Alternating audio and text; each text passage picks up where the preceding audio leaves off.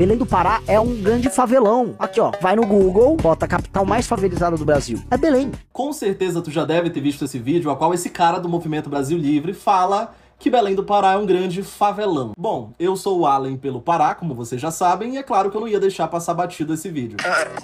É a capital mais favelizada do Brasil. Gente, Belém do Pará não dispõe de infraestrutura pra nada. Belém do Pará é muito pobre. Mas antes de comentar sobre essa fala polêmica que repercutiu aqui no Pará, eu preciso te falar uma coisa. Na verdade, todo o povo brasileiro precisa saber que nós, o povo paraense, somos um povo muito ligado com a nossa cultura. Até porque foi exatamente através da nossa cultura que a gente conseguiu um mínimo de visibilidade e espaço nesse país que sempre tratou a gente como se a gente não existisse. Então é um fato que qualquer pessoa que ame o estado do Pará e que já sentiu na pele o peso da xenofobia de outros estados do Brasil para com os estados do norte, vai se sentir magoado com esse tipo de fala. No entanto, aí vem a minha fala polêmica aqui também.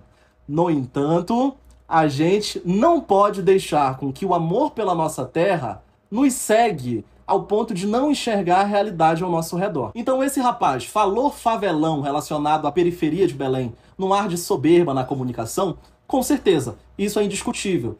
Mas também não tá mentindo. É a capital mais favelizada do Brasil. Então quando ele fala Belém é a capital mais favelizada do Brasil, ou seja, a maior parte da população vivendo em uma área favelizada. E é muito importante mencionar que quando se trata dessa porcentagem de favelas em Belém do Pará, não estamos falando dessa realidade. Aliás, por mais que aqui em Belém seja real esse contraste, né, das periferias com os prédios de fundo, a porcentagem de área considerada favela diz respeito a isso aqui. Áreas sem saneamento básico. E quem conhece Belém, não precisa nem morar aqui, sabe que essa é uma realidade comum. Vermos grandes empresas, vermos grandes prédios de desenvolvimento, ao redor ruas asfaltadas, mas sem o mínimo de acabamento voltado para o saneamento básico. Aí também tem aquela história, né? A forma com que ele falou soou preconceituosa? Sim, ele falando por ser do sul do Brasil, automaticamente muitos paraenses comentam que ai, mas como é de fora não tem moral para falar da nossa terra.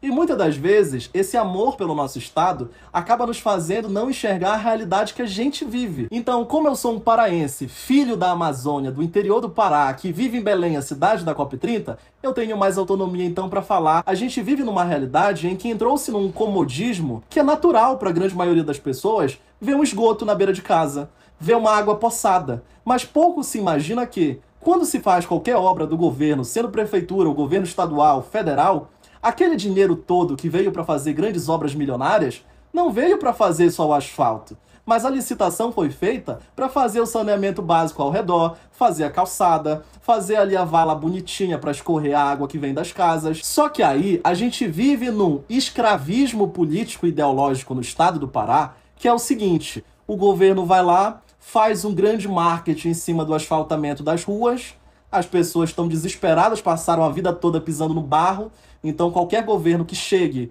colocando o mínimo de asfalto ou pissarra, aquela pessoa já dá o seu voto agradecendo-a imensamente, como se aquilo fosse um favor do governante que fez esse serviço. Mas espera aí que ainda vem a parte complicada. Aqui no Pará, muitas dessas obras que são feitas nos municípios do estado são superfaturadas, sem qualidade, com tempo máximo estourado. Governo promete 2 km de asfaltamento, a cada 2 meses inaugura 200 metros. Aí quando vai inaugurar o perímetro total, o asfalto lá dos primeiros 100 metros já está todo quebrado e justamente daí se faz uma nova licitação para poder fazer aquela quebra ali financeira, né?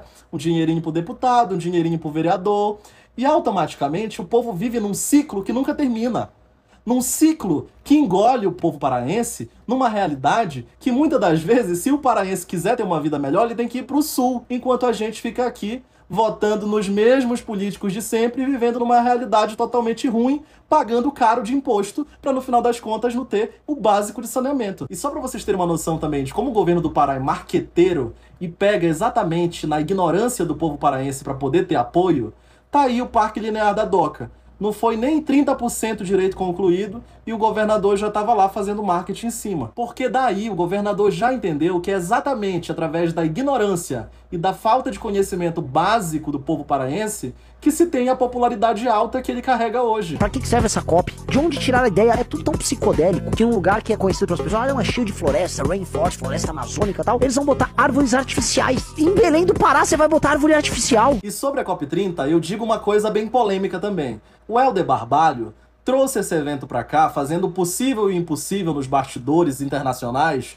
justamente porque ele queria fazer um excelente palanque. Ele trouxe a COP30 para Belém para fazer um excelente palanque político, mas se esqueceu que existem pessoas como eu, como você, que estão de olhos abertos. E que, ao contrário do que ele imaginava em relação ao povo belenense, ao povo paraense, queria aceitar tudo de bom grado, batendo palminha e dizendo obrigado, governador, ele está muito enganado. Porque o que aconteceu foi não só a mídia nacional, como também várias outras mídias independentes levantando as verdades sobre o evento aqui em Belém e a grande hipocrisia que ele está se tornando. E mais que isso, fazendo com que o povo belenense use da mesma COP que o Helder trouxe para ser o seu palanque político, como também a sua forma de enxergar como que esse governo tirano se sobrepõe na nossa sociedade. Então é por isso que eu levanto sem medo a minha voz para dizer, como paraense que ama esse estado, se a gente não se levantar hoje, se encorajar hoje para bater de frente com essa tirania política no nosso estado, a gente vai viver para sempre com pessoas do sul e sudeste achando que a gente está vivendo numa miséria. E é a realidade. Com pessoas fazendo esse tipo de comentário enquanto a gente paga caro imposto para viver na merda. Enquanto a gente paga caro imposto para ver o nosso amiguinho lá do sul e sudeste pagando bem menos que a gente, tendo uma realidade bem melhor que a nossa. Cuja qual, quando a gente vê que não presta na nossa cidade, a primeira coisa que a gente faz é buscar uma vida melhor no sul e sudeste. E isso não é um sentimento de vira-lata.